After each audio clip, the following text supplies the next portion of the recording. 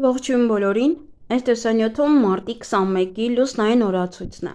Լուսինը կլինի 4 օրեկան։ Սկսվում է ժամը 07:47-ից մինչև մարտի 22-ը ժամը 07:57։ Այսօր լուսինը կանգնած դիրք ունի, սկսվում է նախորդ օրը մարտի 20-ից մինչև մարտի 21-ը առավոտյան ժամը 10:35։ Լուսնային 4-րդ օրվա խորհրդանիշը դա խնձորն է, բարու և չարի իմացությունը։ Օրվա կարգախոսը մտածեք նախքան որևէ բան անելը։ Օրվա գույներն են կանաչը, մանուշակագույնը և դեղինը։ Օրվա քարերն են նեֆրիտը, զմեևիկը և ամազոնիտը։ Նաև այդ օրվա խորհրդանիշը գիտելիքի ծառն է, ընտրություն բարու և չարի միջև։ Պասիվ օր է, եղեք հանգիստ, առանց ավելորդ աղմուկի անցկացրեք այս օրը։ Անտառում զբոսանքի, աղոթքների, մեդիտացիայի, նախնիների հիշատակի և գրքեր կարդալու օր է։ Մտածեք ձեր հետագա ճանապարհի մասին, գտեք ձեր ուղին։ 4-րդ լուսնային օրը շատ բարենպաստ է մարզումների համար։ Ցանկացած որևէ բան կապված տեղեկատվական տեխնոլոգիաների, կապի, հեռախոսակապի, ինտերնետի հետ ամեն ինչ լավ կստացվի։ Այսօր չպետք է արագ որոշումներ կայացնել։ Ավելի լավ է ամեն ինչի շուրջ 10 անգամ մտածել և միայն դրանից հետո որոշում կայացնել։ Կոլեկտիվ աշխատանք խորհուրդ չի տրվում, ծառեր չի կարելի կտրել։ Այսօր նաև կարող եք տեսնել մարգարեական երազներ անգամ։ Կարող են ձեր մահացած նախնիները կան ձեր երազին։ Դա բացատրություն ունի։ Այս լուսնային օրը ռոմանտիկ ժամադրության համար հարմար չէ, հատկապես եթե դրանից շատ բան եք սպասում և մեծ հույսեր եք կապում։ Եթե ունեք ավելորդ կուտակված խնդիրներ, ապա ավելի լավ է դիմեք մասնագետի օգնությանը, եթե իհարկե ձեզ շփոթված և անօգնական եք զգում։ Լուսնային 4-րդ օրը ավանդաբար կապված է ընտանիքի շարունակության հետ, և այս օրվա բեղմնավորված երեխայի միջոցով նախնիներից մեկը կվերադառնա ընտանիք։ Լուսնային 4-րդ օրը բեղմնավորված երեխան լինում է քնքուշ, բոլորին սիրող, հաճախ իրենք լինում են ընտանիքի ֆավորիտները և շրջապատված են լինում բոլորի սիրով։ Այդ իսկ պատճառով երեխան կարող է ծուլ դառնալ, դրա համար հարկավոր է զգույշ լինել դաստիարակության հարցում, որպեսզի չփչացնեք իրեն։ 4-րդ լուսնային օրը ծնված երեխան կարող է մեծանալ շատ էգոիստ։ Ծնողներից ոմանք կվերսկսեն հոգեբանական գրքեր կարդալ, որպեսզի կարողանան վերահսկել իրենց երեխային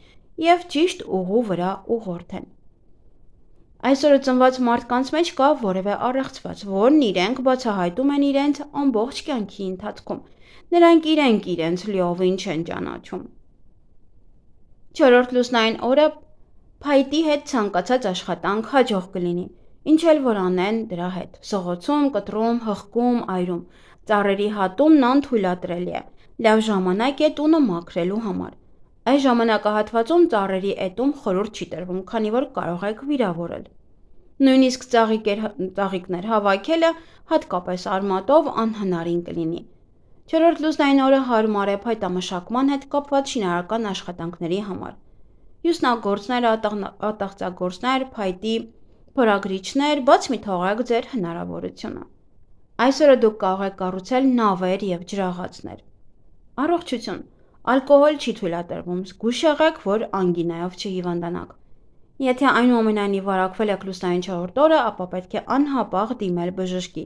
և վերացնել պատճառը։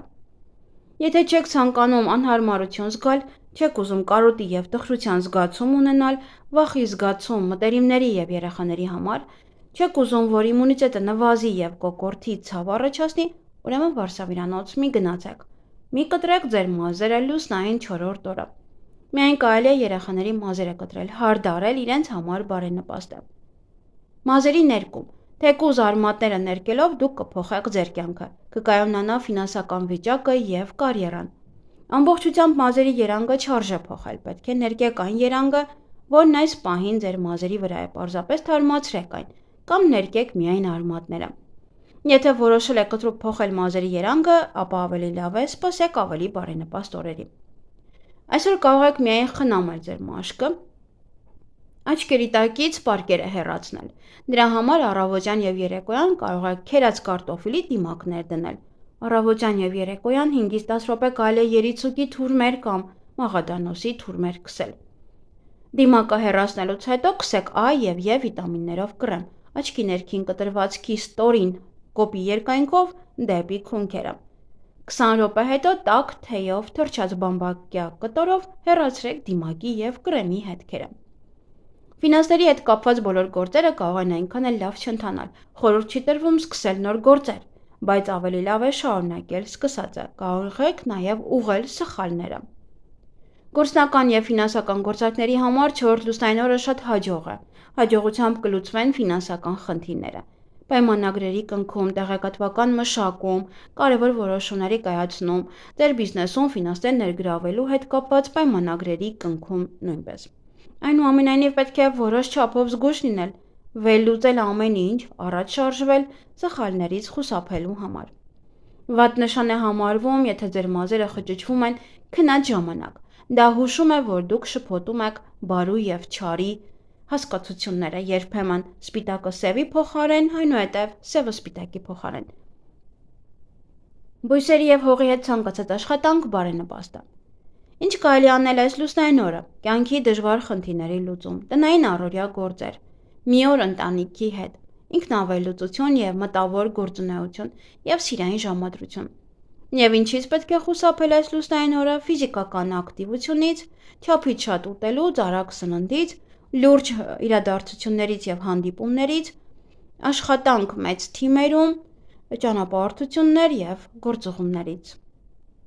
Լավ օր է աղոթքների սուրբ գրքեր կարդալու համար։ Լսեք ձեր ինտուիցիան եւ ներքին ձայնին, նա ամբողջ օրը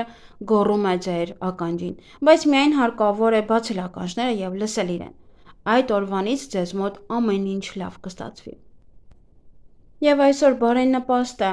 դեղորայքի ընդունումը, ներարկումներ անել, պլաստիկ վիրահատության համար նիհարելու, երեխայի ծննդի համար է լավ։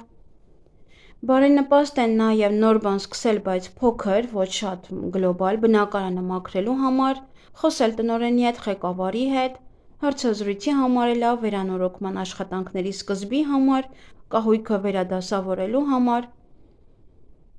նաև հաշտություն կնքելու համար է լավ, հոնքերի եւ թարթիշների ուղղման համար է լավ, այգեգործության համար լավ է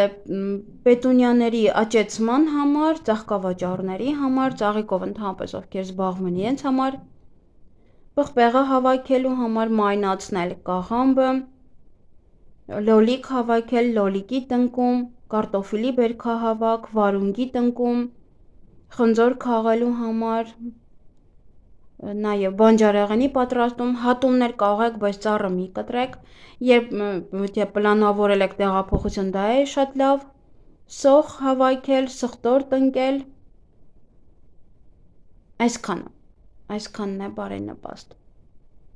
Այսքանը սիրելիներս, ձեզ հաճելի օր եմ մաղթում։